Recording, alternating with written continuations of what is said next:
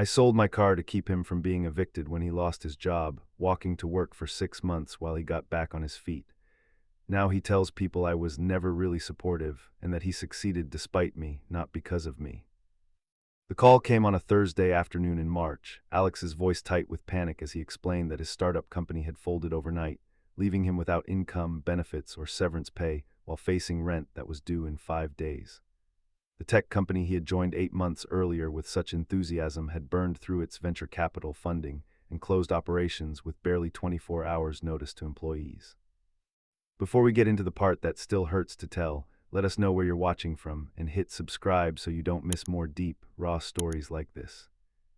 Alex's financial situation was precarious even with employment, his lifestyle calibrated to his software developer salary with minimal savings and monthly expenses that consumed nearly his entire paycheck. The sudden job loss created an immediate crisis that threatened not just his apartment, but his ability to maintain the basic living standard he had established since graduating from college 2 years earlier. The rent on Alex's one-bedroom apartment in the city's trendy arts district was $1,800 monthly, chosen during his employment for its proximity to the startup's offices and the vibrant social scene that had seemed important when he had steady income. The location that had once been convenient was now unaffordable, but breaking the lease would require penalties he couldn't pay, and finding new housing would require deposits he didn't possess. Alex's family situation offered no safety net for financial emergencies, with parents who had divorced acrimoniously during his college years and siblings who were managing their own financial challenges as recent graduates entering competitive job markets. His support system was primarily social rather than financial, friends who could offer encouragement and networking contacts, but not the immediate cash assistance needed to prevent eviction. When Alex explained his situation during our dinner that evening, his desperation was obvious and heartbreaking, describing sleepless nights calculating expenses and potential solutions that all required resources he didn't possess. The job market for software developers was competitive despite his skills, requiring time to network, interview, and negotiate offers, while his basic housing needs demanded immediate financial intervention. I had been dating Alex for 10 months, long enough to feel invested in his well-being and success, but not long enough to have discussed major financial decisions or long-term commitment that might have influenced my response to his crisis. Our relationship had been relatively casual and independent, with separate finances and minimal shared expenses that made his request for help feel significant and meaningful. My own financial situation was stable but not wealthy, working as a marketing coordinator for a small nonprofit with modest salary but careful budgeting that had allowed me to build emergency savings and maintain my reliable Honda Civic that was essential for my 20-minute commute to work. The car was 10 years old but well maintained, representing both transportation necessity and financial security. The decision to help Alex felt obvious and natural despite the magnitude of what he needed, motivated by genuine care for someone who was facing circumstances that could happen to anyone in an unstable economy. His panic was authentic and his need was immediate, requiring intervention that would prevent not just housing loss but potential cascade of consequences that could affect his career prospects and mental health. Alex's gratitude when I offered to help was overwhelming and seemingly genuine, expressing amazement that someone would provide such comprehensive assistance during a crisis that wasn't my responsibility or fault. He promised repeatedly that my help would be temporary, that he would repay everything as soon as he secured new employment, that my generosity wouldn't be forgotten or taken for granted. But the scale of Alex's financial need exceeded what I could provide through savings alone, requiring creative solutions that would allow me to access larger amounts of money without taking loans or using credit cards that would create ongoing financial obligations. The most significant asset I possessed was my car, which had reasonable resale value and whose loss wouldn't create immediate employment consequences. The decision to sell my car was reached gradually through conversations that initially explored other options, borrowing from friends, negotiating with his landlord, finding temporary housing alternatives, before acknowledging that none of these approaches would provide sufficient resources quickly enough to prevent eviction proceedings that were already beginning.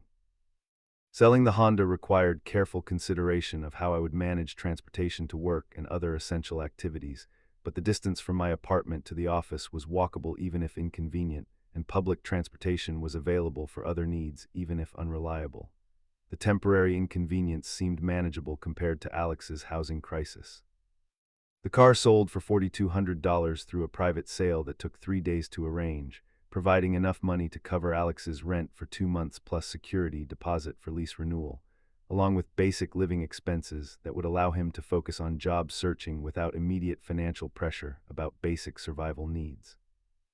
Alex's relief when I handed him the check was profound and emotional, breaking down in tears about how my sacrifice had saved him from potential homelessness and given him the breathing room necessary to find appropriate employment rather than accepting the first available position out of desperation.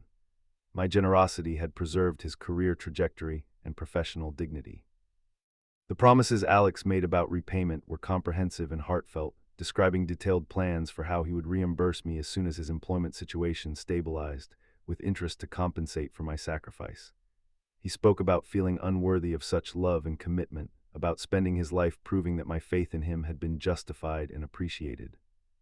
But even during those early days when Alex's gratitude felt genuine and overwhelming, there were subtle signs that his relationship with my assistance was complex and potentially problematic. He would express appreciation while simultaneously seeming uncomfortable with the level of dependency my help had created, as if accepting such comprehensive assistance threatened his self-image as independent adult. Alex's job search during the first month after losing his position was intensive and professional, networking with former colleagues, applying for positions that matched his skills and experience, and preparing for interviews with the kind of thoroughness that suggested genuine commitment to finding appropriate employment quickly. My adjustment to life without a car was more challenging than anticipated, requiring careful planning of daily activities and significant time investment in walking or using public transportation that had previously been handled efficiently through personal vehicle. The 20-minute drive to work became a 45-minute walk that needed to account for weather conditions and required earlier wake-up times. But the inconvenience felt worthwhile when measured against Alex's obvious progress in rebuilding his professional situation and his continued gratitude for the sacrifice that had made such progress possible. He was applying for positions, getting interviews, and maintaining his professional network in ways that suggested my investment would yield positive results for both of us. Alex's living situation stabilized with the rent payment, allowing him to maintain his apartment and professional address while focusing on career recovery rather than basic survival. The psychological relief of having secure housing was obvious in his improved mood and increased confidence during job interviews and networking conversations. However, Alex's awareness of my daily transportation challenges was limited and somewhat defensive, acknowledging that my walking commute was inconvenient while maintaining that my sacrifice was temporary and would be compensated once his employment situation resolved. He seemed to expect that I would manage the practical consequences of helping him without requiring additional support or accommodation. The first signs of Alex's changing attitude toward our arrangement appeared during his second month of unemployment, when his initial intensive job search began yielding fewer interviews and his anxiety about finding appropriate employment started affecting his motivation and daily routine. The job market was proving more competitive than expected, requiring longer timeline for career recovery. Alex's discussions about employment opportunities became increasingly selective, focusing on positions that met specific criteria about salary, company culture, and career advancement, rather than accepting available work that might provide immediate income but compromise his professional trajectory.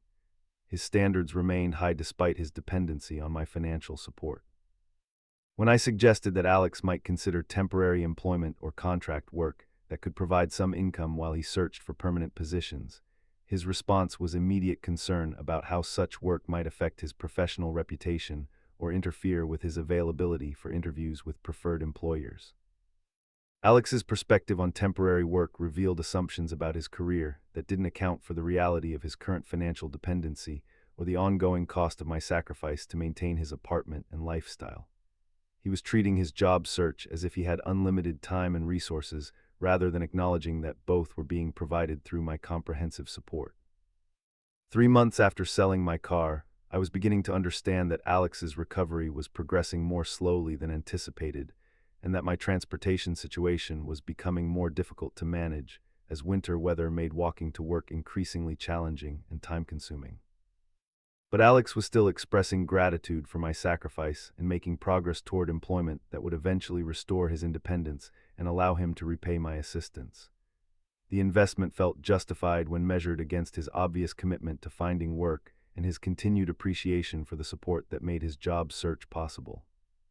I thought I was temporarily sacrificing convenience to help someone I cared about overcome a crisis that could happen to anyone. I didn't understand that Alex was learning to see my sacrifice as evidence of my poor judgment rather than proof of my love, that my assistance was becoming his entitlement rather than his gratitude. 6 months into Alex's unemployment, my daily routine had been completely restructured around the absence of transportation, while his job search had evolved from urgent necessity into selective exploration of career opportunities that met increasingly specific criteria about salary, company culture, and long-term advancement potential.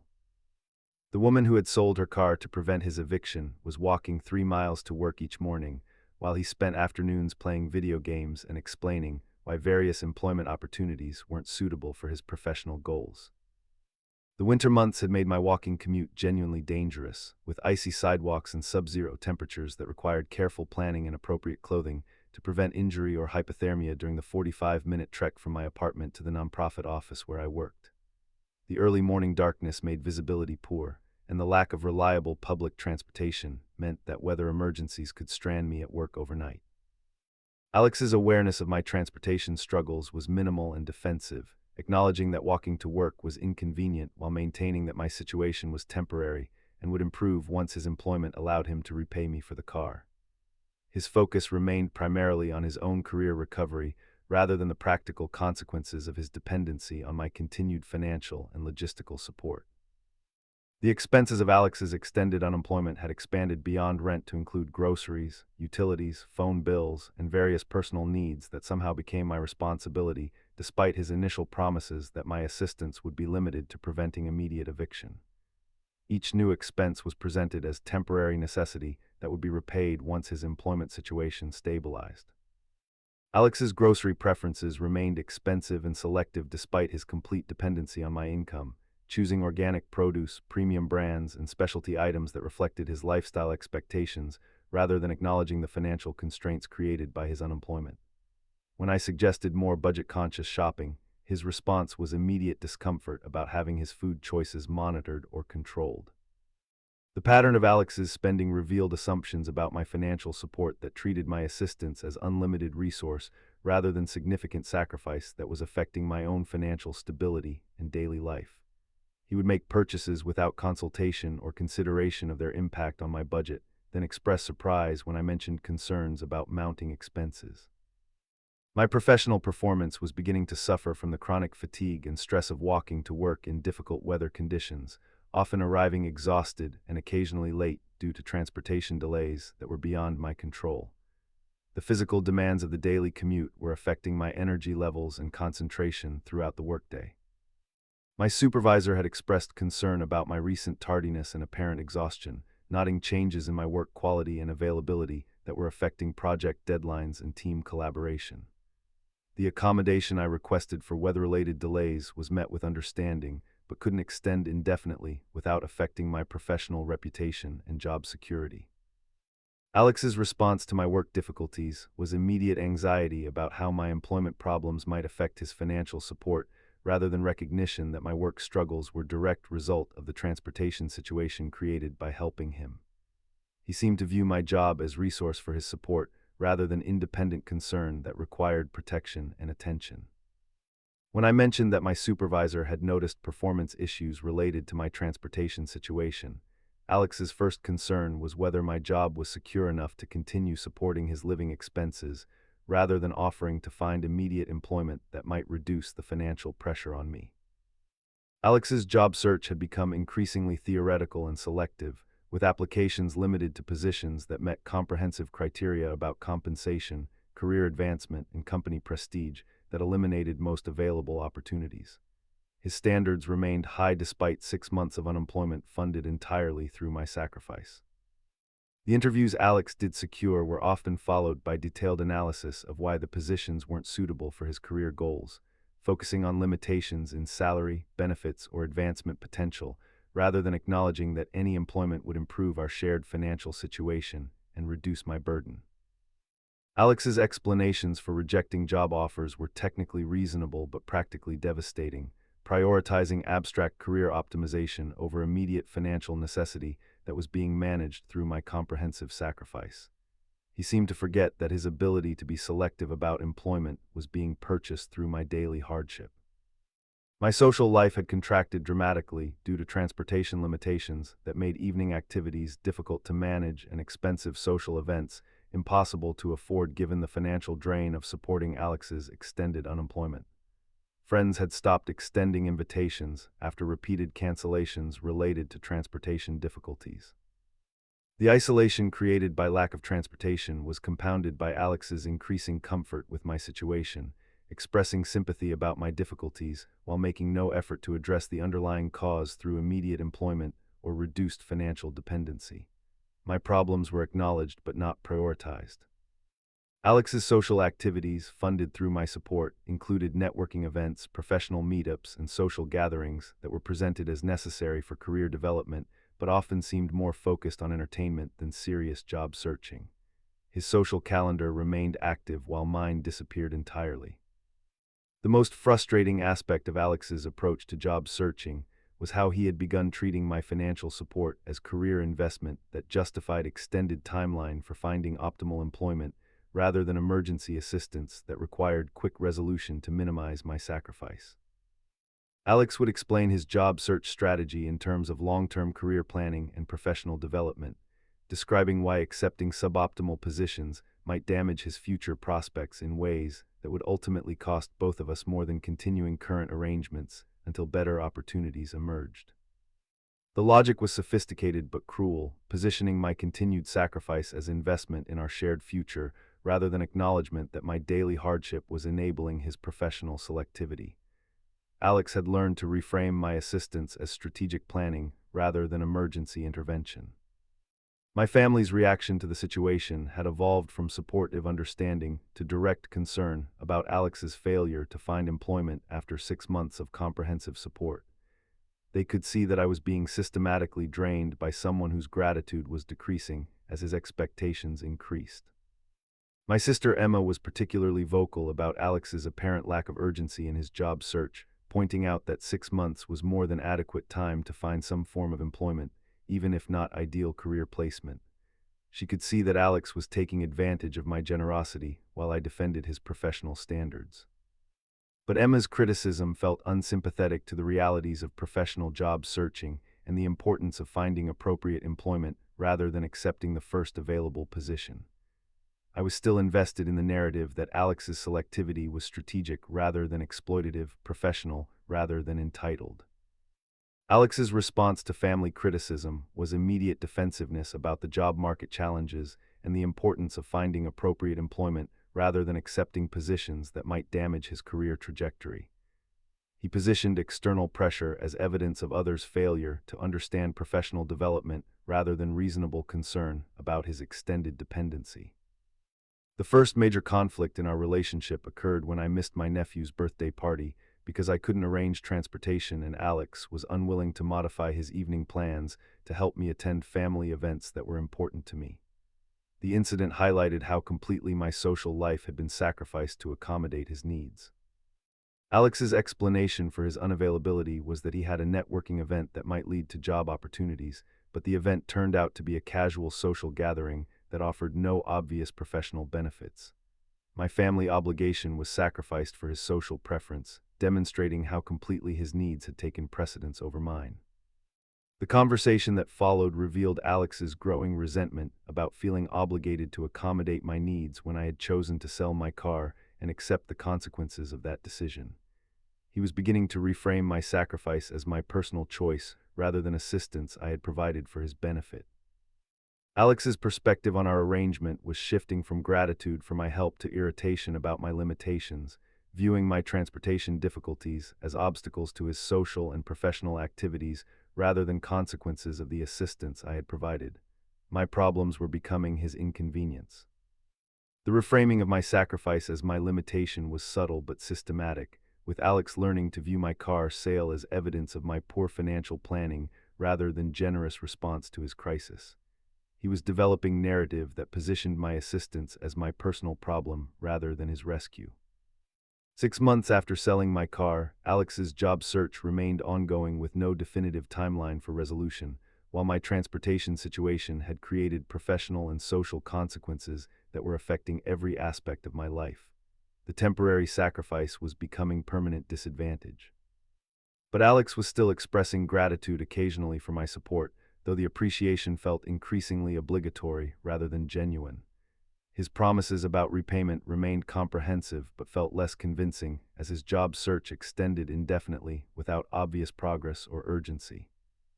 The most painful realization was understanding that Alex's comfort with my sacrifice was increasing rather than decreasing over time, that my daily hardship was becoming normal rather than temporary arrangement requiring urgent resolution. He was learning to see my support as sustainable rather than emergency intervention.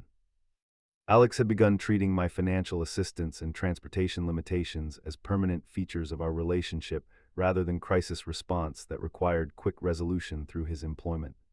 My sacrifice was being normalized rather than appreciated, expected rather than acknowledged.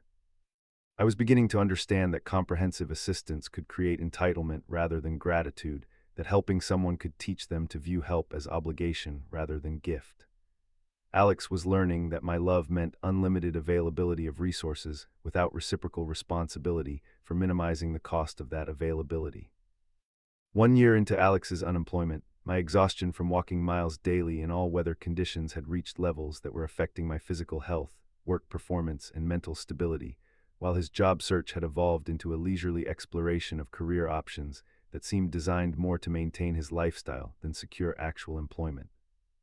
The woman who had sold her car to prevent his eviction was experiencing chronic pain and professional consequences while he spent his days gaming and explaining why available positions weren't worthy of his consideration. The physical toll of walking 6 miles daily, 3 miles each way to and from work, had created persistent knee pain, shin splints, and lower back problems that were becoming serious enough to require medical attention I couldn't afford while supporting Alex's extended unemployment. The repetitive stress of daily long-distance walking on concrete sidewalks was causing joint damage that might have permanent consequences. Winter weather had made my commute genuinely hazardous, with ice storms and blizzard conditions that forced me to leave for work at dawn and sometimes required staying overnight at the office when weather made the return journey dangerous. The nonprofit where I worked had begun expressing concern about my safety and the liability issues created by my transportation situation. Alex's awareness of my physical deterioration was limited and defensive, acknowledging that walking to work seemed difficult while maintaining that my situation was temporary and would improve once his career situation resolved. His focus remained entirely on his own professional development rather than the accumulating damage his dependency was causing to my health and employment.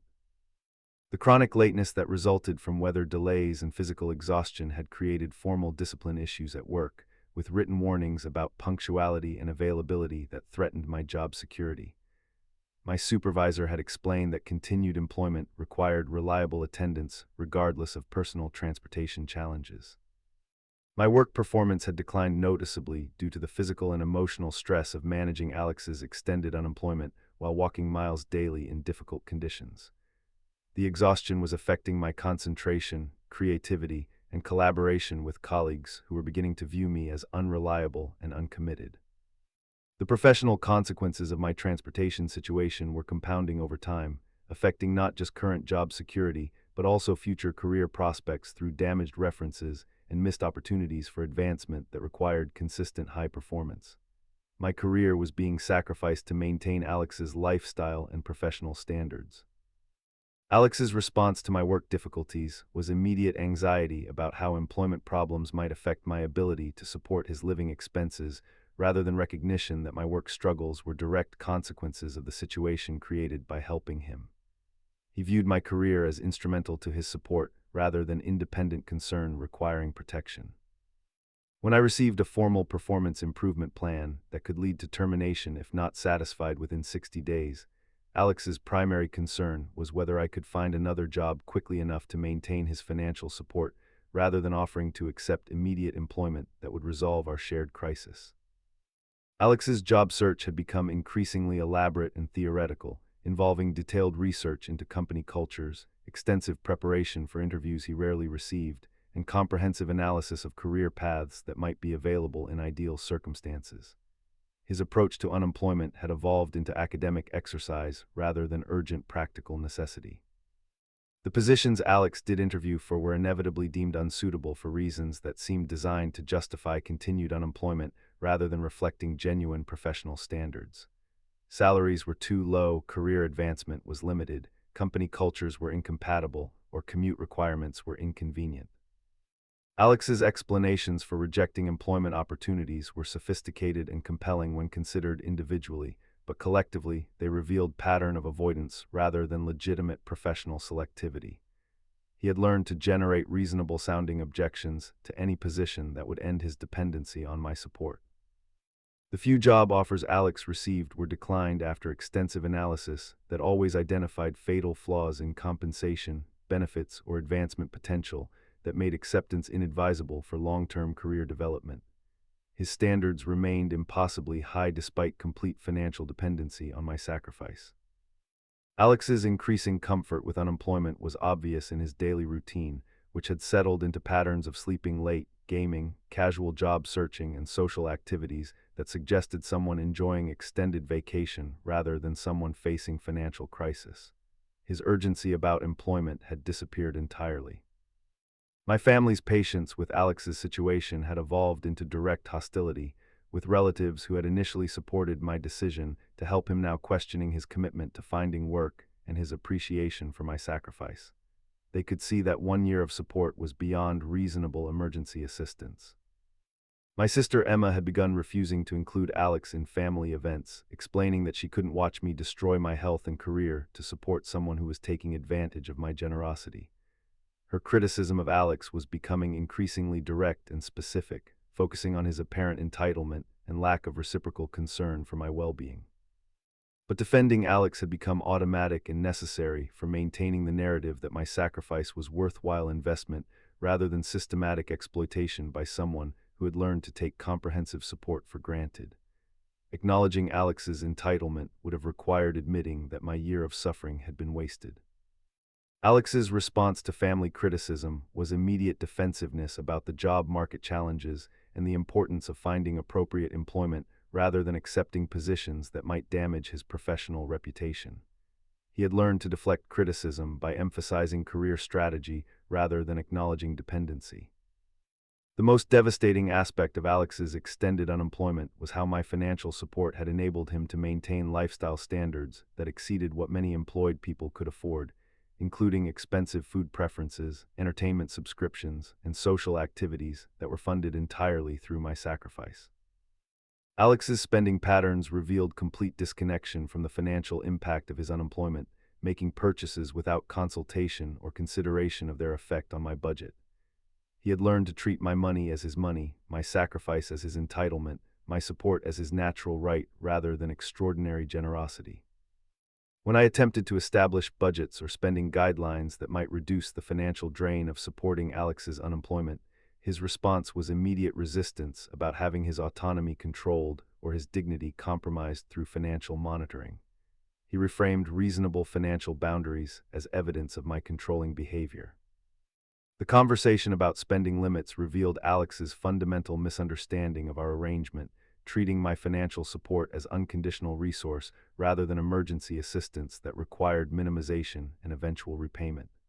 He had developed a sense of entitlement that made any limitations feel like violations of his independence.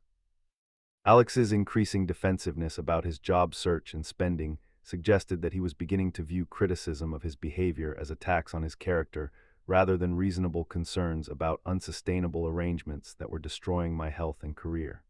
He was learning to position himself as victim of unreasonable expectations. The most painful realization was understanding that Alex's gratitude had been completely replaced by resentment about feeling obligated to find employment that would end his comfortable dependency on my comprehensive support. He was beginning to view my sacrifice as manipulation designed to control his career choices. Alex's reframing of our relationship dynamics was sophisticated and psychologically astute, using concepts about financial abuse and controlling behavior to describe my reasonable expectations about employment as evidence of my unhealthy attachment to his dependency. He was learning to weaponize therapeutic language against basic accountability. The suggestion that my desire for him to find employment was evidence of controlling behavior rather than natural consequence of supporting someone for a year was devastating and confusing, making me question whether my expectations were reasonable or whether I had somehow become manipulative without recognizing it. Alex's ability to recast my sacrifice as my pathology was particularly cruel because it prevented me from advocating for my own needs without seeming to confirm his accusations about my controlling nature. Any boundary I attempted to establish became evidence of the manipulation he was describing.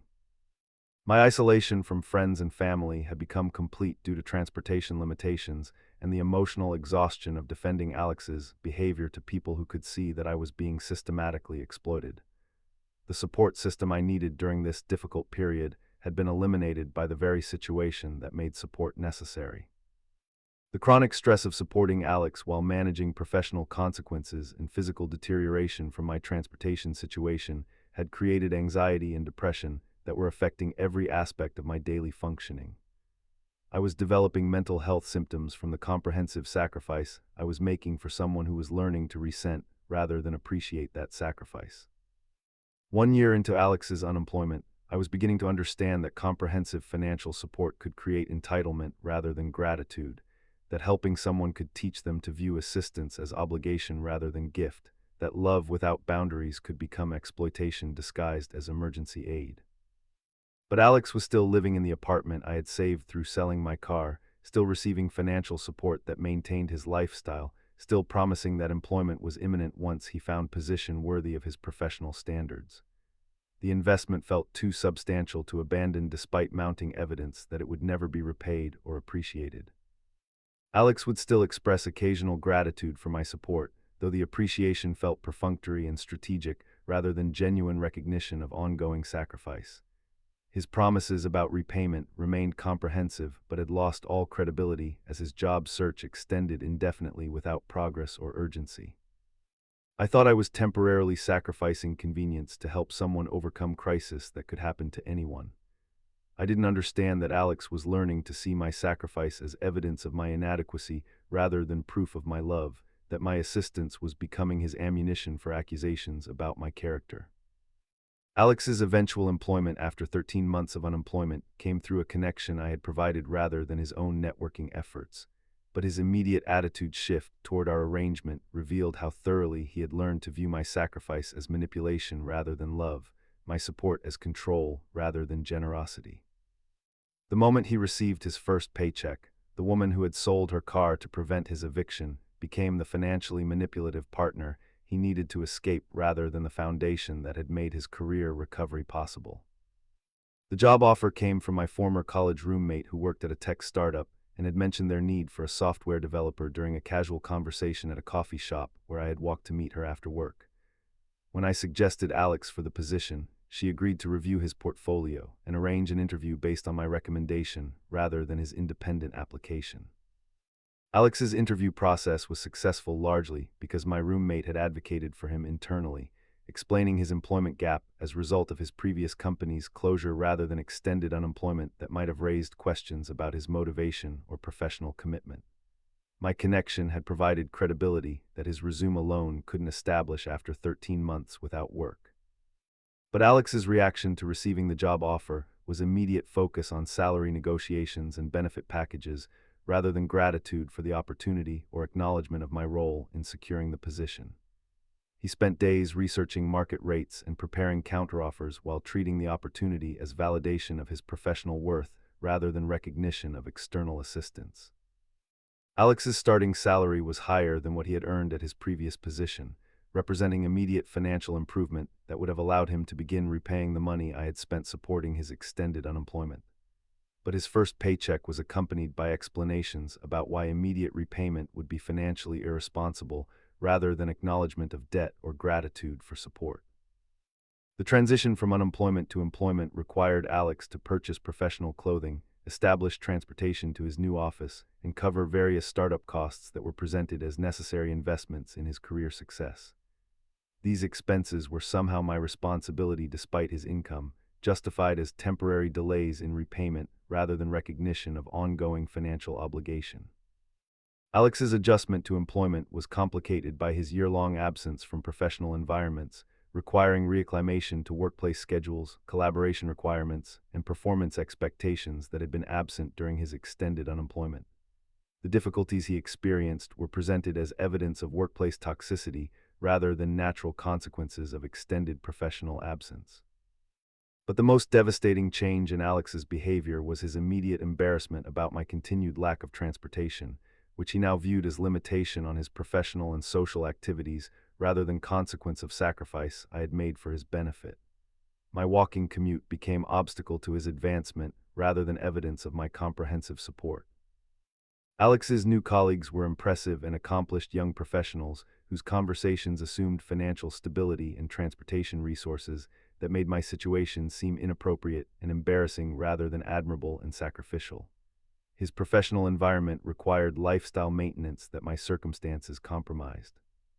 When Alex's colleagues invited him to after-work social events or weekend activities that would have required my transportation, his inability to participate was blamed on my limitations rather than acknowledged as consequence of assistance I had provided. My sacrifice was becoming his professional liability rather than his personal foundation. The requests for me to find transportation solutions that would enable Alex's professional networking were presented as reasonable expectations rather than demands that I somehow resolve problems created by helping him.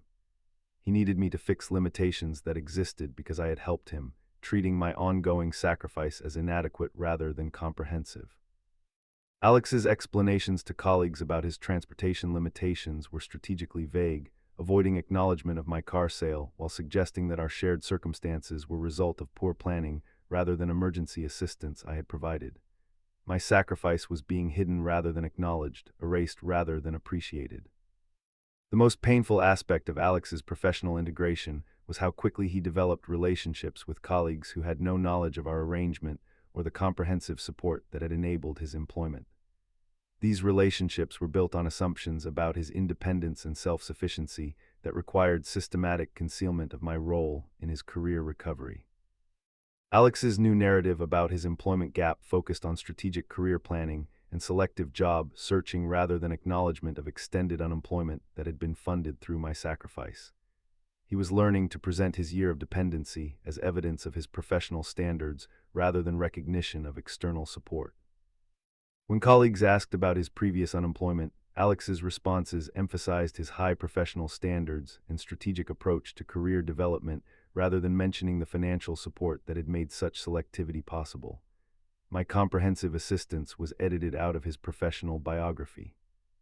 The reframing of our relationship became systematic and sophisticated, using therapeutic language about financial abuse and controlling behavior to describe my expectations about repayment as evidence of my manipulative nature rather than reasonable response to extensive financial sacrifice.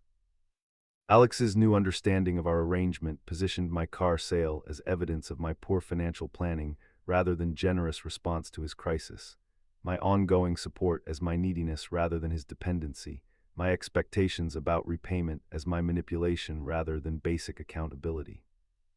The therapeutic concepts Alex deployed to describe our relationship were technically accurate but completely inverted, presenting my sacrifice as my pathology while positioning his entitlement as healthy boundary setting. He was learning to view my generosity as evidence of my inadequacy rather than proof of my love. Alex's discussions with colleagues about personal relationships included warnings about partners who used financial assistance to create obligation and control, describing such behavior as sophisticated form of emotional manipulation that could be difficult to recognize and resist. He was teaching others to avoid the kind of support that had enabled his current success. The irony of Alex advising colleagues about recognizing financial manipulation while systematically erasing the financial support that had made his career possible was profound, but invisible to audiences who accepted his narrative as complete and accurate. He was warning others against behavior that had actually benefited him. Alex's professional success was generating confidence and social connections that assumed independence and self-reliance rather than acknowledgement of external support that had made such success possible. His new identity required forgetting the dependency that had characterized our relationship for over a year. The conversation about our future together revealed how completely Alex's perspective on our relationship had changed since beginning employment. He needed space to establish his professional identity without complications created by our financial history, he explained, suggesting that our arrangement had become unhealthy for both of us. Alex's explanation for why our relationship needed to change focused on codependency and financial enmeshment that had created unhealthy dynamics requiring professional boundaries and emotional distance. He was using therapeutic language to justify abandoning someone who had sacrificed comprehensively for his benefit. But the most devastating aspect of Alex's revised understanding was his genuine belief that my support had been manipulation rather than love, that my sacrifice had been strategy for control rather than generous response to his crisis. He had convinced himself that I was the problem rather than the solution, the limitation rather than the foundation. Alex's breakup conversation was clinical and definitive, explaining that he needed to focus on his professional development without the complications created by our financial history. He couldn't continue relationships that involved unhealthy financial dynamics or emotional manipulation, he explained, positioning my sacrifice as evidence of my toxicity. The suggestion that my year of comprehensive support had been unhealthy financial manipulation rather than generous assistance during crisis was devastating and confusing, making me question whether my motives had been pure or whether I had somehow become controlling without recognizing my own behavior. Alex's ability to reframe my sacrifice as my pathology was particularly cruel because it prevented me from advocating for repayment without seeming to confirm his accusations about my financial manipulation. Any mention of money became evidence of the controlling behavior he was describing. The final conversation about our relationship was brief and strategic, with Alex explaining that he needed to establish financial independence without ongoing obligations that might compromise his professional development.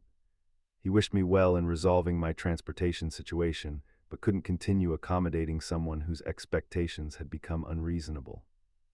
Alex's departure from our shared financial arrangement was swift and comprehensive, ending all communication while maintaining the apartment I had saved and the lifestyle I had funded without acknowledgement of debt or gratitude for support.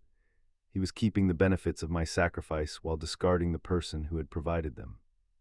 Standing in my apartment after Alex's departure, surrounded by the evidence of 13 months of financial sacrifice that had been reframed as manipulation, I finally understood the complete scope of what had happened.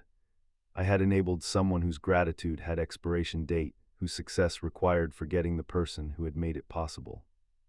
Alex's employment existed because I had prevented his eviction and supported his extended unemployment, but his professional identity now required erasing that foundation to maintain narrative of independence and self-sufficiency. The woman who had sold her car to save his housing had become the financial manipulator he had escaped through superior judgment. The realization that comprehensive sacrifice could be rewritten as comprehensive manipulation was devastating, but also clarifying about the psychology of people who must forget their rescuers to feel strong, who must recast support as control to maintain dignity, who must transform gratitude into resentment to preserve self-respect. I had learned that some people interpret financial assistance as evidence of the helper's inadequacy rather than proof of their generosity, that helping someone can teach them to view help as manipulation rather than love, that sacrifice without boundaries becomes exploitation disguised as emergency aid. Alex's rapid professional advancement, once freed from what he now described as my limitations, was remarkable and systematic, achieving promotions and salary increases that demonstrated his genuine professional competence while completely erasing the financial foundation that had made his career recovery possible. 2 years after leaving our relationship, the man whose eviction I had prevented through selling my car was earning 6 figures and advising colleagues about recognizing financially manipulative partners who used assistance to create obligation and control. Alex's career trajectory at the tech startup had been exceptional from his first month of employment, quickly establishing himself as a valuable team member whose technical skills and professional judgment earned recognition from supervisors and colleagues who had no knowledge of the extended unemployment that had preceded his hire. His reputation was built on assumptions about his independence and self-sufficiency that required systematic concealment of our arrangement. The promotion Alex received after 6 months of employment came with substantial salary increase and leadership responsibilities that positioned him as rising star within the company's development team. His professional success was generating confidence and industry connections that assumed native competence rather than career recovery enabled through external support. Alex's professional network had expanded to include accomplished developers, startup founders, and venture capital investors whose conversations assumed financial stability and career momentum that made his previous dependency seem impossible rather than foundational. His new identity required complete erasure of the period when comprehensive support had enabled his professional standards. But the most devastating aspect of Alex's career success was how thoroughly he had integrated the narrative that positioned his unemployment gap as strategic career planning rather than crisis requiring external intervention. He was teaching others that extended job searching demonstrated professional standards rather than acknowledging dependency that had made such selectivity possible. Alex's presentations at industry conferences included discussions about maintaining professional standards during career transitions, emphasizing the importance of finding appropriate positions rather than accepting suboptimal employment out of financial desperation. His expertise was built on experience that had been enabled through my sacrifice, but presented as evidence of his superior judgment. The irony of Alex advising others about career strategy while systematically concealing the financial support that had made his own strategy possible was profound, but invisible to audiences who accepted his narrative as complete and accurate. He was presenting dependency as independence, support as self-reliance, assistance as autonomy. Alex's new girlfriend Sarah was an accomplished marketing executive whose lifestyle and professional connections assumed financial independence and career stability that made my previous role in his recovery seem implausible rather than foundational. Their relationship was built on assumptions about his self-sufficiency that required ongoing concealment of our history. Sarah's introduction to Alex's social circle included narratives about his professional journey that emphasized his strategic approach to career development and his high standards for employment opportunities. The extended unemployment and financial dependency were edited out of his biography, replaced with story of selective job searching and professional development. When mutual acquaintances mentioned our previous relationship to Sarah, Alex's explanations focused on my financial instability and controlling behavior rather than acknowledging the assistance I had provided during his unemployment. He was teaching his new partner to view me as cautionary tale about financially manipulative relationships rather than recognizing my role in his current success. The most painful aspect of Alex's relationship with Sarah was how completely she accepted his narrative about my character and our history, viewing me as example of unhealthy financial dynamics that Alex had wisely escaped through superior judgment about relationship boundaries. She genuinely believed that he had overcome toxic financial manipulation rather than understanding that he had abandoned comprehensive support. Alex's advice to Sarah about recognizing financial manipulation in relationships included warnings about partners who provided assistance to create obligation, used money to establish control, or maintained financial boundaries as evidence of caring rather than manipulation. He was teaching her to avoid the kind of support that had actually enabled his current success. My continued transportation struggles 2 years after selling my car to support Alex's unemployment had created ongoing professional and social limitations that were affecting every aspect of my daily life, while his career flourished through opportunities that existed because I had prevented his eviction and supported his extended job search. The used car I had eventually purchased with accumulated savings was unreliable and expensive to maintain, requiring frequent repairs that strained my budget, while Alex's six-figure salary enabled lifestyle upgrades and professional networking opportunities that assumed comprehensive financial stability. The woman who had sold her reliable Honda to save his housing was driving a 15-year-old vehicle with mechanical problems while he leased a luxury sedan. My professional reputation had never fully recovered from the performance issues created by transportation difficulties during Alex's unemployment, affecting advancement opportunities and salary negotiations that had long-term consequences for my career trajectory. The sacrifice I had made to enable his career recovery had created lasting damage to my own professional prospects. But the most devastating professional consequence was how Alex's success served as evidence to mutual colleagues that my financial sacrifice had been unnecessary and manipulative rather than generous and foundational. His thriving career was being interpreted as proof that my assistance had been controlling rather than recognition that my assistance had made his success possible. The few mutual friends who knew details of our arrangement had been systematically influenced by Alex's narrative about my controlling behavior and financial manipulation, accepting his version of events because it was supported by his obvious professional success and apparent emotional health. His thriving was evidence that leaving me had been correct decision, rather than recognition that I had enabled his ability to thrive.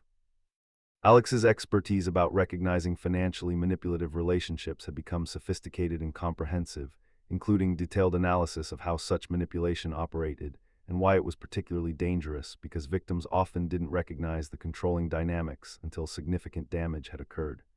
He was teaching others to identify the kind of support that had actually benefited him.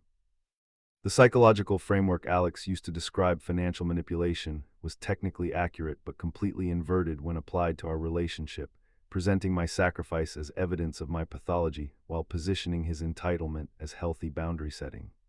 He had learned to weaponize therapeutic concepts against basic accountability and gratitude. Alex's public presentations about healthy relationship boundaries included discussions of financial enmeshment and codependency that positioned any ongoing financial obligation as evidence of unhealthy dynamics requiring immediate termination. He was teaching audiences that repaying debts could be a form of enabling manipulative behavior rather than basic moral responsibility. The legal impossibility of recovering money spent supporting Alex's unemployment meant that his financial obligation to me had no enforcement mechanism beyond moral responsibility and personal integrity that he had systematically abandoned through reframing our arrangement as my manipulation rather than his rescue. Small claims court couldn't address comprehensive support that hadn't been formalized through contracts, and the personal nature of our relationship made legal intervention complicated and expensive. Alex's professional success had been built on foundation of financial assistance that had no legal protection or recovery mechanism. But the most profound legal limitation was understanding that comprehensive financial support provided through love and emergency assistance couldn't be transformed into enforceable obligation without documentation that had never seemed necessary when helping someone overcome crisis. My generosity had been extended without protection because it had been motivated by care rather than business judgment. Alex's ability to walk away from our financial history without legal consequences was enabled by the trust and informality that had characterized my assistance during his crisis. The woman who had provided emergency financial support through love had no recourse when that support was reframed as manipulation requiring escape rather than debt requiring repayment.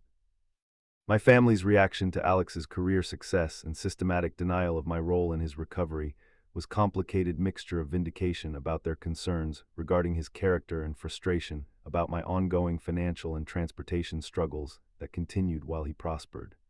They could see that his success was built on foundation he was systematically denying. My sister Emma's anger about Alex's behavior was particularly intense because she had witnessed the comprehensive sacrifice I had made during his unemployment and could see how thoroughly he had erased that sacrifice from his current narrative. She understood that his professional success existed because I had prevented his eviction and supported his extended job search. But Emma's criticism of Alex was also criticism of my judgment in providing such comprehensive assistance to someone whose gratitude had expiration date, whose success required forgetting the person who had made it possible. She could see that I had enabled someone who felt entitled to my sacrifice while avoiding responsibility for acknowledging or repaying that sacrifice. The ongoing financial consequences of supporting Alex were still affecting my daily life 2 years after his departure, with depleted savings, damaged credit from emergency expenses, and transportation limitations that continued creating professional and social challenges. The woman who had sacrificed her car to prevent his eviction was still experiencing consequences of that sacrifice while he thrived without acknowledging the foundation of his success. Understanding that comprehensive sacrifice could be completely erased from someone's personal history was devastating, but also clarifying about the psychology of people who must forget their rescuers to feel independent, who must recast support as control to maintain dignity, who must transform gratitude into resentment to preserve self-respect in the face of overwhelming debt they cannot acknowledge. Alex's career success was genuine and impressive, demonstrating real professional competence and leadership ability that had always existed, but had been temporarily derailed by circumstances beyond his control. But that competence had been preserved and restored through my comprehensive financial support that he now needed to forget to maintain his professional identity. The realization that some people can only feel successful by erasing those who made their success possible was painful but important understanding about the nature of gratitude, entitlement, and the psychology of assistance. I had learned that helping someone could teach them to view help as limitation rather than liberation, support as manipulation rather than love. 2 years after Alex's departure, I was still dealing with consequences of financial sacrifice that had been reframed as financial manipulation, still experiencing professional and social limitations created by assistance that had been repositioned as evidence of my controlling nature rather than proof of my generous character. Alex's success was continuing and accelerating, built on foundation of support he had learned to deny, enabled by sacrifice he had reinterpreted as manipulation, supported by assistance he had transformed into evidence of my inadequacy rather than recognition of my love. The man whose eviction I had prevented was now teaching others to avoid partners like me. 2 years later, Alex's professional success and financial stability had reached levels that would have seemed impossible during his eviction crisis. But his narrative about overcoming toxic financial relationships had become so sophisticated and convincing that even I sometimes questioned whether my comprehensive support had been generous assistance or subtle manipulation disguised as love. The man whose career existed because I had sold my car to prevent his eviction was now earning recognition as an expert on identifying financially controlling partners. Alex's promotion to senior developer had come with salary increase that brought his annual income to $90,000, representing financial stability that would have easily allowed repayment of money spent supporting his unemployment if he had maintained any acknowledgement of debt or obligation from our arrangement. His professional success was generating wealth that made my ongoing financial struggles seem particularly cruel and unnecessary. The apartment Alex still occupied was the same one-bedroom unit in the trendy arts district that I had saved through selling my car, but his lease renewal had included upgrades and renovations that reflected his improved financial situation while completely erasing the history of how he had retained that housing during his employment crisis. The foundation of his stability had been systematically forgotten. Alex's lifestyle upgrades were comprehensive and visible, including luxury car lease, expensive electronics, designer clothing, and frequent travel that demonstrated his financial success while highlighting the ongoing consequences of assistance I had provided 2 years earlier. The contrast between his prosperity and my continued limitations was stark and painful. But the most devastating aspect of Alex's financial success was how completely it validated his narrative about having made correct decision to end our relationship, providing evidence that supported his claims about my controlling behavior rather than recognition that his success was built on foundation of my sacrifice. Alex's social media presence showcased his professional achievements and lifestyle improvements through carefully curated posts that emphasized his career advancement and financial independence without acknowledging the support that had made such progress possible. His online identity was built on assumptions about self-sufficiency that required systematic concealment of our history. The professional conferences where Alex presented his expertise included discussions about maintaining boundaries in personal relationships and recognizing financial manipulation that positioned him as authority on relationship dynamics rather than someone whose career had been enabled through comprehensive external support. Alex's expertise about identifying financially controlling behavior had become so sophisticated and detailed that he was consulted by colleagues facing relationship challenges, offering advice about recognizing manipulation and establishing healthy boundaries that assumed his own relationship history demonstrated superior judgment about such matters. The irony of Alex counseling others about financial manipulation while benefiting from financial assistance he refused to acknowledge was profound, but invisible to audiences who accepted his narrative as evidence of his wisdom and emotional health, rather than recognizing the comprehensive support that had enabled his current position as advisor. My continued transportation struggles were affecting every aspect of my daily life, while Alex's success flourished through opportunities that existed because I had prevented his eviction and supported his extended unemployment. The unreliable used car I had purchased was requiring expensive repairs that strained my budget, while his leased luxury sedan represented financial stability built on foundation he denied. The professional consequences of my transportation situation during Alex's unemployment had created lasting damage to my career trajectory, affecting salary negotiations and advancement opportunities that had long-term impact on my financial stability. My sacrifice had created permanent limitations while enabling his temporary dependency that became permanent success. But the most painful professional consequence was how Alex's career advancement served as evidence to mutual colleagues that my concerns about his employment had been controlling rather than reasonable, that my expectations about contribution had been manipulative rather than basic accountability for comprehensive support. My job performance review still reflected concerns about reliability and availability that had originated during the period when I was walking to work while supporting Alex's unemployment, creating ongoing professional limitations that were affecting my income and career prospects while his success accelerated without acknowledgement of my role. The social circle that had witnessed our relationship accepted Alex's narrative about my financially controlling behavior because it was supported by his obvious professional success and apparent emotional health, interpreting his thriving as evidence that escaping my influence had been beneficial rather than recognition that my influence had made his thriving possible. Friends who had initially supported my decision to help Alex during his crisis had been systematically influenced by his subsequent success and his explanations about why our relationship had been unhealthy, accepting his version of events because it appeared to be validated by outcomes rather than understanding the causal relationship between my support and his success. Alex's new girlfriend Sarah had become advocate for his perspective on our relationship, genuinely believing that he had overcome financial manipulation through superior judgment about relationship boundaries rather than understanding that he had abandoned someone whose comprehensive support had enabled his current success. Sarah's introduction to our mutual social circle included warnings about my character and relationship patterns that positioned me as cautionary tale about financially manipulative behavior rather than recognition of the sacrifice I had made for Alex's benefit. She was teaching others to avoid partners like me while dating someone whose success existed because of partners like me.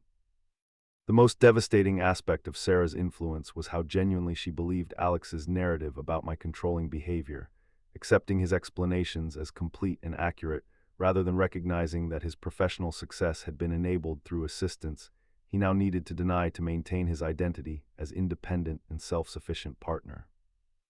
Alex's advice to Sarah about recognizing financial manipulation included specific examples drawn from our relationship that were technically accurate but completely decontextualized, presenting my reasonable expectations about repayment as evidence of controlling behavior rather than natural response to comprehensive financial sacrifice. The therapeutic framework Alex used to describe our relationship was sophisticated and convincing, deploying concepts about codependency and financial enmeshment that made my assistance seem pathological rather than generous. My expectations seemed manipulative rather than reasonable. My sacrifice seemed controlling rather than loving. Alex's ability to reframe comprehensive financial support as comprehensive financial manipulation was particularly effective because it contained elements of psychological truth about unhealthy relationship dynamics, while completely inverting the actual power dynamics and causal relationships that had characterized our arrangement. The friends who accepted Alex's narrative about my financial manipulation were genuinely convinced that they were supporting someone who had escaped unhealthy relationship, rather than understanding that they were enabling someone who had systematically erased the person whose assistance had made his current success possible. My isolation from mutual friends had become complete, as Alex's success provided credibility for his version of our relationship history, making any attempt to correct the record seem like evidence of the controlling behavior he was describing rather than reasonable response to systematic distortion of events. The legal impossibility of addressing Alex's financial obligation or correcting his narrative about our relationship meant that his reframing of my sacrifice as manipulation would stand unchallenged, while continuing to affect my reputation and social connections among people who had witnessed our arrangement. But the most profound legal limitation was understanding that comprehensive emotional and financial support provided through love couldn't be defended against accusations of manipulation without seeming to confirm the controlling behavior being described, creating an impossible situation where any advocacy for accurate narrative became evidence of pathological attachment. Alex's success was continuing to accelerate through career opportunities and professional connections that assumed his independence and self-sufficiency rather than acknowledging the foundation of support that had made such connections possible. His network was built on assumptions about his character that required ongoing concealment of our history. The promotion Alex had received to technical lead position came with additional salary increase and equity compensation that represented financial security built on foundation of assistance he had learned to deny. His professional identity now required systematic forgetting of the dependency that had characterized our relationship for over a year. Alex's recognition within the tech industry as rising talent was generating opportunities for conference presentations, industry publications, and consulting work that positioned him as expert on professional development and career strategy, rather than someone whose career had been preserved through external support during extended unemployment. The expertise Alex had developed about career transitions and professional standards was built on experience that had been enabled through my sacrifice, but was presented as evidence of his superior judgment and strategic thinking. He was teaching others based on knowledge that existed because someone else had funded his ability to maintain professional standards. My ongoing financial struggles were creating daily stress and limitation that affected every aspect of my life, while Alex's prosperity flourished through opportunities that existed because I had prevented his eviction and supported his extended job search. The woman who had sold her car to enable his career recovery was still experiencing consequences of that sacrifice. Understanding that someone's professional success could be completely disconnected from acknowledgement of the support that had made it possible was devastating, but clarifying about the psychology of gratitude, entitlement, and the nature of assistance that some people must forget to feel successful. 2 years after Alex's departure, his career was thriving through opportunities that existed because of my sacrifice. His financial stability was built on foundation of support he denied, and his expertise about relationship dynamics was based on reframing comprehensive assistance as comprehensive manipulation. Alex's success was real and impressive, demonstrating genuine professional competence that had been temporarily derailed by circumstances beyond his control, but preserved through my financial support that he now needed to forget to maintain his identity as self-made professional who had overcome toxic relationship through superior judgment. The realization that some people can only feel successful by systematically erasing those who made their success possible was painful but important understanding about human psychology and the nature of gratitude. I had learned that comprehensive assistance could be transformed into comprehensive manipulation through narrative revision that served the recipient's psychological needs rather than acknowledging historical reality. Processing the reality that comprehensive sacrifice could become comprehensive blame required understanding fundamental truths about human psychology that I hadn't anticipated when selling my car to prevent Alex's eviction 3 years earlier. Some people can only feel strong by forgetting their rescuers, can only maintain dignity by recasting support as control, can only preserve self-respect by transforming gratitude into resentment when the debt becomes too overwhelming to acknowledge without destroying their sense of independence and self-worth. The lasting impact of financial sacrifice for someone whose success required erasing the person who made it possible had created consequences that extended far beyond the immediate loss of my car or the year of walking to work while supporting Alex's unemployment. The deeper damage was psychological and social, affecting my understanding of generosity, my willingness to help others, and my ability to trust my own judgment about character and gratitude in ways that would influence every future relationship and financial decision. Learning the difference between helping someone and enabling entitlement had been expensive education that cost me financial stability, professional advancement, and social connections, while teaching me that comprehensive assistance could create comprehensive resentment rather than comprehensive gratitude. The psychology of people who interpret help as manipulation was more common and sophisticated than I had understood when motivated by love to provide emergency support during what seemed like temporary crisis.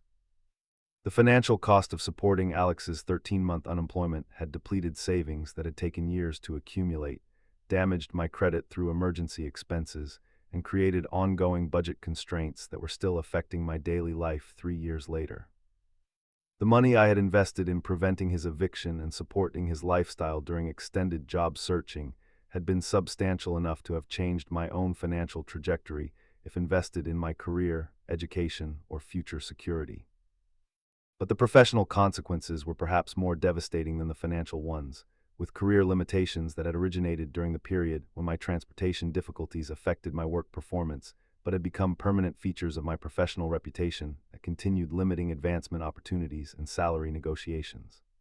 The sacrifice I had made to preserve Alex's career prospects had created lasting damage to my own professional trajectory. The social isolation that resulted from Alex's systematic reframing of our relationship had been comprehensive and enduring, affecting not just mutual friends who had accepted his narrative about my controlling behavior, but also family relationships that had been strained by my defensive responses to criticism of Alex's character and my judgment in supporting him so extensively for so long. My sister Emma's anger about Alex's behavior had evolved into broader concern about my pattern of relationships and my apparent inability to recognize when generosity was being exploited rather than appreciated. Her criticism of my judgment had become source of ongoing family tension that extended beyond the specific situation with Alex to questions about my general decision-making and self-protection instincts. The therapeutic concepts I had learned through researching Alex's accusations about financial manipulation had provided vocabulary for understanding the dynamics of our relationship, but had also created self-doubt about my own motivations and behavior that made me question whether my assistance had been as pure and generous as I had believed, or whether some unconscious need for control or validation had influenced my decision-making. Understanding the psychology of codependency and enabling behavior had been necessary for protecting myself from future exploitation, but it also made me hypervigilant about my own motivations when helping others, creating internal barriers to natural generosity that felt like emotional scar tissue, affecting my ability to respond spontaneously to others' needs without extensive self-analysis and protective measures. Recognizing when someone's recovery requires erasing those who made it possible had become essential skill for protecting myself from future exploitation disguised as emergency need. Understanding that some people's psychological makeup demands forgetting their debts rather than acknowledging their obligations, denying their dependency rather than appreciating their support, rewriting their history rather than recognizing their foundation. The pattern of psychological defense that Alex had demonstrated was probably more common than I had realized, representing fundamental human tendency to preserve self-image through selective memory and narrative revision rather than acknowledging circumstances that might compromise feelings of independence and self-sufficiency. His behavior wasn't necessarily pathological, but rather predictable response to overwhelming debt that threatened his professional identity. Alex's success was genuine and continuing, built on foundation of professional competence that had been temporarily derailed by circumstances beyond his control, but preserved and restored through my financial sacrifice that he now needed to systematically deny to maintain his identity as self-sufficient individual who had overcome adversity through superior judgment rather than external assistance. The apartment where Alex still lived was the same unit I had saved through selling my car, upgraded and renovated to reflect his improved financial situation, while completely erasing the history of how he had retained that housing during his employment crisis. His stability existed because of my sacrifice, but acknowledging that reality would have contradicted the narrative he needed about his independence and self-reliance. The irony of Alex's continuing residence in the apartment I had saved was particularly painful, because the location had been chosen during his employment for its proximity to his startup's offices and the vibrant social scene that had seemed important when he had steady income. The neighborhood that had once been convenient for his career was now a prestigious address that reflected his professional success, but the continuity from crisis to triumph was only possible because I had prevented his eviction during the transition. My current transportation situation remained challenging and expensive, with unreliable used car that required frequent repairs, while Alex's leased luxury sedan represented financial success that could have easily accommodated repayment of money spent supporting his unemployment if he had maintained any recognition of debt or obligation from our arrangement. The contrast between my continued transportation struggles and Alex's automotive upgrade was particularly stark because cars were central symbol of the sacrifice I had made and the success he had achieved through that sacrifice. The Honda Civic I had sold to prevent his eviction had been reliable and efficient, representing both practical necessity and financial security that I had voluntarily surrendered to help someone whose gratitude had expired along with his crisis. The luxury sedan Alex now drove was leased rather than owned, representing financial stability that allowed him to access expensive transportation without the commitment of ownership that might have interfered with his image as someone who had achieved success through strategic planning rather than external support. His ability to afford such transportation highlighted the irony of my ongoing struggles with reliable basic transportation. But the most profound realization was understanding that Alex's denial of my role in his recovery wasn't conscious manipulation or deliberate cruelty, but psychological necessity for someone whose self-image required believing in his independence and self-sufficiency, rather than acknowledging comprehensive dependency that had characterized our relationship during his crisis. The therapeutic framework Alex had developed to describe our relationship as financially manipulative rather than financially supportive was a sophisticated defense mechanism that allowed him to maintain dignity and self-respect while benefiting from assistance he couldn't psychologically afford to acknowledge without destroying his professional identity and personal narrative about his character and competence. Alex's expertise about recognizing financial manipulation had become so comprehensive and detailed that he was genuinely helping others identify unhealthy relationship dynamics, providing valuable service to colleagues and friends who were facing legitimate concerns about controlling partners or exploitative relationships. His advice was technically sound and psychologically sophisticated, even though it was based on inverted understanding of our own relationship dynamics. Understanding that some people must rewrite their rescue as their oppression to feel psychologically comfortable with their success provided clarity about Alex's behavior, while highlighting the fundamental risk of providing comprehensive assistance to people whose psychology demands independence rather than interdependence, self-sufficiency rather than acknowledged support, individual achievement rather than collaborative success. The friends who had accepted Alex's narrative about my controlling behavior weren't deliberately choosing his version over mine, but responding to psychological evidence that seemed to support his claims.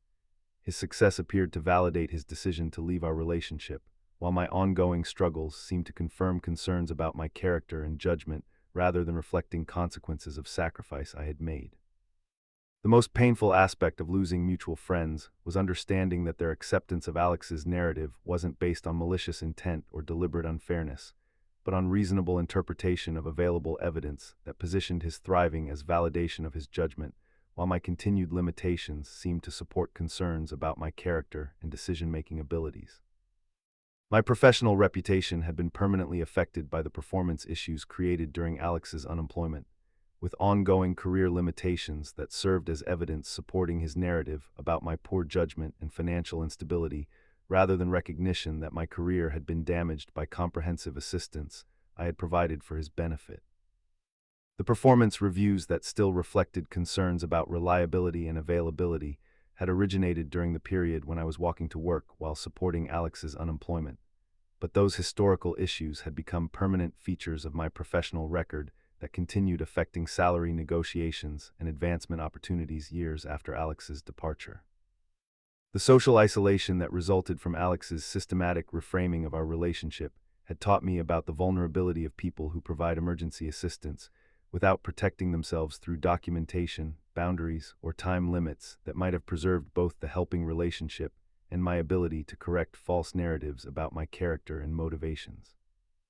Learning that love without boundaries could become exploitation disguised as emergency aid was expensive but essential education about the psychology of assistance and the importance of protecting helpers as well as recipients when providing comprehensive financial support that could be reinterpreted as manipulation if the recipient's psychology required such reinterpretation.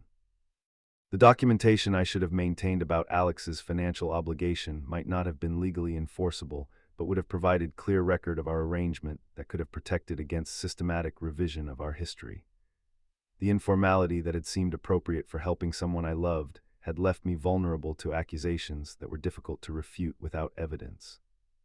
The boundaries I should have established around duration, scope, and expectations of my assistance might have preserved both the helping relationship and Alex's ability to acknowledge his debt without feeling overwhelmed by obligation that threatened his sense of independence.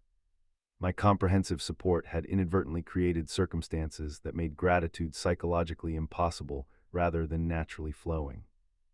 The time limits I should have imposed on my assistance might have forced Alex to accept employment earlier in his unemployment, rather than allowing him to develop comfort with dependency that eventually bred resentment rather than appreciation. My unlimited availability had enabled selectivity that became entitlement rather than strategic career planning. The lasting lesson from my experience with Alex was understanding that some people's recovery requires them to forget their rescuers rather than thank them, to recast comprehensive support as comprehensive control, to transform the foundation of their success into evidence of their oppression rather than recognition of their debt or appreciation for assistance received during crisis. But the deeper lesson was understanding that such psychological necessity didn't reflect moral failing or character defect, but rather predictable human response to overwhelming obligation that threatened self-image and independence. Alex's behavior was cruel in its consequences, but probably inevitable given the magnitude of assistance he had received and his psychological need to maintain dignity and self-respect. 3 years after selling my car to prevent Alex's eviction, I finally understood that his professional success was real and deserved, his personal growth was genuine and continuing, but his psychological need to deny the support that had made both possible was also real and probably permanent, rather than temporary ingratitude that might eventually be resolved through time or success. The car I had sold to save Alex's housing had driven away from gratitude toward a destination where comprehensive sacrifice became comprehensive blame, where emergency assistance became evidence of manipulation, where the person who had prevented disaster became the limitation that had to be overcome to achieve success. The metaphor of the car driving away from gratitude was particularly apt because transportation had been central to both my sacrifice and Alex's success, representing both the practical assistance I had provided and the symbolic foundation of his recovery that he now needed to forget. The vehicle that had enabled his stability was also the symbol of dependency he couldn't acknowledge without compromising his narrative about independence. Some people can only feel successful by forgetting who made their success possible, can only maintain dignity by denying their debts, can only preserve self-respect by transforming their rescuers into their oppressors through psychological necessity, rather than conscious cruelty or deliberate ingratitude that might be addressed through time or conversation.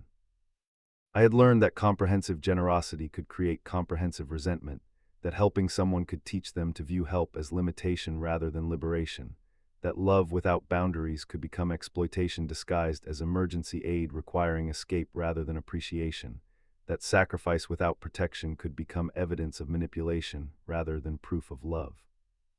The woman who had sold her car to prevent someone's eviction had become the financially manipulative partner he had escaped through superior judgment.